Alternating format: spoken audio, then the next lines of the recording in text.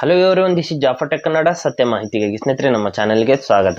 ಸ್ನೇಹಿತರೆ, ಇವತ್ತು ನಾವು ಪಾಕೆಟ್ ಎಫ್ ಎಂ ಆ್ಯಪ್ನಲ್ಲಿ ಯಾವ ರೀತಿ ನಾವು ಅಕೌಂಟನ್ನು ಕ್ರಿಯೇಟ್ ಮಾಡ್ಕೋಬೇಕು ಅಂತ ಚರ್ಚೆ ಮಾಡೋಣ. ಪಾಕೆಟ್ ಎಫ್ ಎಂ ಆ್ಯಪ್ನಲ್ಲಿ ನಾವು ಆಡಿಯೋ ಸ್ಟೋರೀಸ್ಗಳನ್ನ ಲಿಸ್ಟನ್ನು ಕೇಳಬಹುದು ಅಥವಾ ಅಲ್ಲಿ ವಿಡಿಯೋ ಕೂಡ ನಾವು ನೋಡಬಹುದು. ಯಾವ ರೀತಿ ನಾವು ಅಲ್ಲಿ ಅಕೌಂಟನ್ನು ಕ್ರಿಯೇಟ್ ಮಾಡ್ಕೋಬಹುದು ಮತ್ತು ಅಲ್ಲಿ ನಾವು ಕಾಯಿನ್ಸ್ಗಳನ್ನ ಯಾವ ರೀತಿ ಪರ್ಚೇಸ್ ಮಾಡಬಹುದು ಅಂತ ಸಂಪೂರ್ಣ ಇವತ್ತು ಚರ್ಚೆ ಮಾಡೋಣ. ಹಾಗೆ ನಮ್ಮ ಚಾನಲ್ಗೆ ಮೊಟ್ಟ ಮೊದಲು ಬಂದಿದ್ದರೆ ದಯವಿಟ್ಟು ನಮ್ಮ ಚಾನಲ್ನ ಸಬ್ಸ್ಕ್ರೈಬ್ ಮಾಡಿ ಮತ್ತು ಪಕ್ಕದಲ್ಲಿರುವಂಥ ಬೆಲ್ ಐಕನನ್ನು ಪ್ರೆಸ್ ಮಾಡಿ ನಮ್ಮ ತಂತ್ರಜ್ಞಾನ ಆಧಾರಿತ ಬೃಹತ್ ಕುಟುಂಬದ ಸದಸ್ಯರಾಗಿ. ಸ್ನೇಹಿತರೆ, ಇಲ್ಲಿ ಪ್ಲೇಸ್ಟೋರ್ನಿಂದ ನಾನು ಪಾಕೆಟ್ ಎಫ್ ಎಂ ಆ್ಯಪ್ನ ಡೌನ್ಲೋಡ್ ಮಾಡ್ಕೊಂಡಿದ್ದೀನಿ. ಇಲ್ಲಿ ಇದ್ರ ಮೇಲೆ ಕ್ಲಿಕ್ ಮಾಡಿಬಿಟ್ಟು ನಾವು ಯಾವ ರೀತಿ ಪ್ರೊಸೆಸ್ ಇದೆ ಅಂತ ನೋಡೋಣ.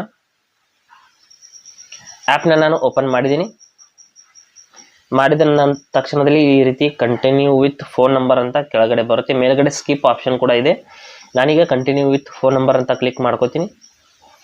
ಮಾಡಿದ ನಂತರದಲ್ಲಿ ಇಲ್ಲಿ ನಮ್ಮ ಒಂದು ಫೋನ್ ನಂಬರ್ ತೋರಿಸ್ತಾ ಇದೆ. ನಾನು ಯೂಸ್ ಅನದರ್ ನಂಬರ್ ಅಂತ ಕ್ಲಿಕ್ ಮಾಡ್ಕೋತೀನಿ. ನಂತರದಲ್ಲಿ ನಾನು ನಮ್ಮ ಒಂದು ಫೋನ್ ನಂಬರ್ನ ಎಂಟರ್ ಮಾಡಬೇಕಾಗುತ್ತೆ. ಮಾಡಿಬಿಟ್ಟು ಕಂಟಿನ್ಯೂ ಅಂತ ಕ್ಲಿಕ್ ಮಾಡ್ಕೋಬೇಕು.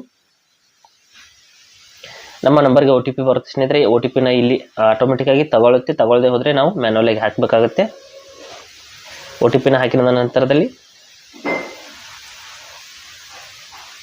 ನಮ್ಮ ಒಂದು ಅಕೌಂಟ್ ಪ್ರೊಸೆಸ್ ಅನ್ನೋದು ಸ್ಟಾರ್ಟ್ ಆಗುತ್ತೆ. ಇಲ್ಲಿ ನೋಡಿ, ಈ ರೀತಿ ಇಲ್ಲಿ ಲ್ಯಾಂಗ್ವೇಜನ್ನು ಮೊದಲು ಸೆಲೆಕ್ಟ್ ಮಾಡ್ಕೊಳ್ಳೋಣ. ಲ್ಯಾಂಗ್ವೇಜ್ನ ಇಲ್ಲಿ ನೋಡಿ ಕನ್ನಡವನ್ನು ಸೆಲೆಕ್ಟ್ ಮಾಡ್ತೀನಿ. ಸೆಲೆಕ್ಟ್ ಮಾಡಿದ ನಂತರದಲ್ಲಿ ಇಲ್ಲಿ ಬಾಕ್ಸ್ ಮೇಲೆ ಕ್ಲಿಕ್ ಮಾಡಿಕೊಂಡು ಕಂಟಿನ್ಯೂ ಅಂತ ಕ್ಲಿಕ್ ಮಾಡ್ಕೋಬೇಕು. ಮೇಲ್ಗಡೆ ಇನ್ನೊಂದು ಡೀಟೇಲ್ಸ್ ಮಿಸ್ ಆಯಿತು. ಇಲ್ಲಿ ಮೇಲ್ ಫಿಮೇಲ್ ಅಂತ ಸೆಲೆಕ್ಟ್ ಮಾಡ್ಕೊಳ್ಳಿ. ನಂತರದಲ್ಲಿ ಏಜನ್ನು ಹಾಕಬೇಕಾಗುತ್ತೆ. ಎಂಟರ್ ಯುವರ್ ಏಜ್ ಅಂತ ಇದೆ. ನಮ್ಮ ಏಜ್ ಎಷ್ಟಿದೆ, ನಮ್ಮ ಏಜ್ನ ಈ ರೀತಿ ಎಂಟರ್ ಮಾಡಬೇಕು. ಮಾಡಿದ ನಂತರದಲ್ಲಿ ಕಂಟಿನ್ಯೂ ಆಪ್ಷನ್ ಇಲ್ಲಿ ಓಪನ್ ಆಯಿತು. ನಾನು ಕಂಟಿನ್ಯೂ ಅಂತ ಕ್ಲಿಕ್ ಮಾಡ್ಕೋತೀನಿ. ನಂತರದಲ್ಲಿ ನೋಡ್ಬೋದು ಈ ರೀತಿ ಸ್ಟೋರೀಸ್ಗಳು ಇಲ್ಲಿ ಓಪನ್ ಆಗಿರುತ್ತೆ. ನಂತರದಲ್ಲಿ ಮತ್ತೆ ನಾನು ಇಲ್ಲಿ ಯಾವುದಾದ್ರೂ ಮೂರು ಸ್ಟೋರೀಸ್ನ ನೀವು ಸೆಲೆಕ್ಟ್ ಮಾಡ್ಕೊಳ್ಳಿ ಅಂತ ಹೇಳ್ತಾ ಇದೆ. ಇದರಲ್ಲಿ ನಿಮಗೆ ಯಾವುದಾದ್ರೂ ಒಂದು ಮೂರು ಸ್ಟೋರೀಸ್ಗಳನ್ನ ಸೆಲೆಕ್ಟ್ ಮಾಡ್ಕೊಳ್ಳಿ. ನಂತರದಲ್ಲಿ ಕಂಟಿನ್ಯೂ ಅಂತ ಕ್ಲಿಕ್ ಮಾಡ್ಕೊಳ್ಳಿ. ಕ್ಲಿಕ್ ಮಾಡಿದ ನಂತರದಲ್ಲಿ ಇಲ್ಲಿ ನಮ್ಮ ಒಂದು ಈ ರೀತಿ ಸಕ್ಸಸ್ಫುಲಿ ಲಾಗ್ಡ್ ಇನ್ ಅಂತ ಬರುತ್ತೆ. ಆಲ್ ರೈಟ್ ಅಂತ ಕೆಳಗಡೆ ಒಂದು ಆಪ್ಷನ್ ಇದೆ, ಅದ್ರ ಮೇಲೆ ಕ್ಲಿಕ್ ಮಾಡ್ಕೊಳ್ಳೋಣ. ಮಾಡಿದ ನಂತರದಲ್ಲಿ ಇಲ್ಲಿ ಒಂದು ಸ್ಟೋರಿ ಅನ್ನೋದು ಪ್ಲೇ ಆಗುತ್ತೆ ಸ್ನೇಹಿತರೆ. ಇಲ್ಲಿ ನೋಡ್ಬೋದು, ಇಲ್ಲಿ ವಿಡಿಯೋ ಕೂಡ ಪ್ಲೇ ಆಗ್ತಾ ಇದೆ. ಕೆಲವು ಸ್ಟೋರಿಗಳು ವಿಡಿಯೋ ಕೂಡ ಇರುತ್ತೆ, ಕೆಲವು ಸ್ಟೋರಿಗಳು ಆಡಿಯೋ ಮಾತ್ರ ಇರುತ್ತೆ.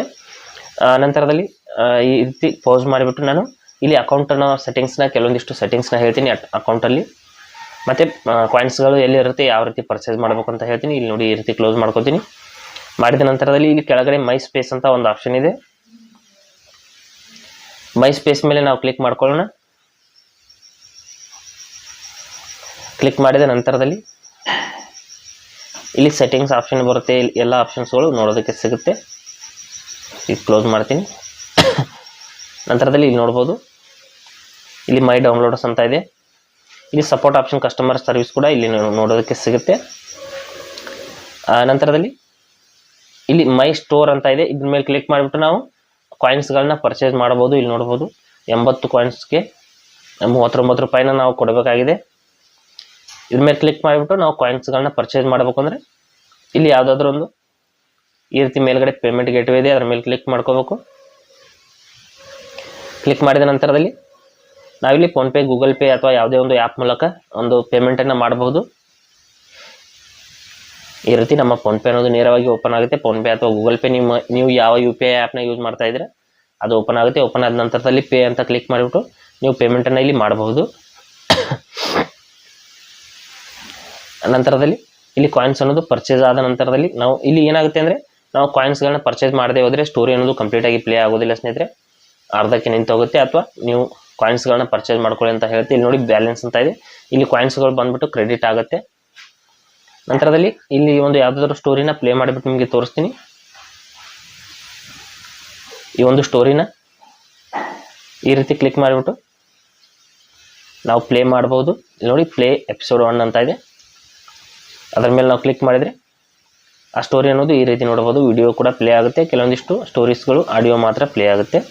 ಈ ರೀತಿ ನಾವು ಪಾಕೆಟ್ ಎಫ್ ಎಂ ಆ್ಯಪ್ನಲ್ಲಿ ಅಕೌಂಟನ್ನು ಕ್ರಿಯೇಟ್ ಮಾಡ್ಕೊಂಡ್ಬಿಟ್ಟು ಸ್ಟೋರಿನ ಲಿಸನ್ ಮಾಡ್ಕೋಬಹುದು. ಹಾಗೆ ಸ್ನೇಹಿತರು ಕೊಟ್ಟಿರೋ ಮಾಹಿತಿ ಸಂಪೂರ್ಣ ಮತ್ತು ನಿರೂಪಣೆ ಮಾಡಿದೆ, ಶೈಲಿ ಉತ್ತಮ ಅಂತ ಅನಿಸಿದರೆ ವಿಡಿಯೋನ ಲೈಕ್ ಮಾಡಿ ಮತ್ತು ನಿಮ್ಮ ಸ್ನೇಹಿತರಿಗೂ ಕೂಡ ಶೇರ್ ಮಾಡಿ. ಹಾಗೆ ಇದ್ರ ಬಗ್ಗೆ ಸಮಸ್ಯೆಗಳು ಡೌಟ್ಗಳಿದ್ರೆ ಕಮೆಂಟಲ್ಲಿ ಅವಶ್ಯವಾಗಿ ತಿಳಿಸಿ. ಮುಂದಿನ ವಿಡಿಯೋದಲ್ಲಿ ಮತ್ತೊಂದು ಹೊಸ ವಿಷಯದೊಂದಿಗೆ ಇರ್ತೀನಿ, ಮುಂದೆ ಬರ್ತೀವಿ. ಅಲ್ಲಿವರೆಗೂ ಟೇಕ್ ಕೇರ್.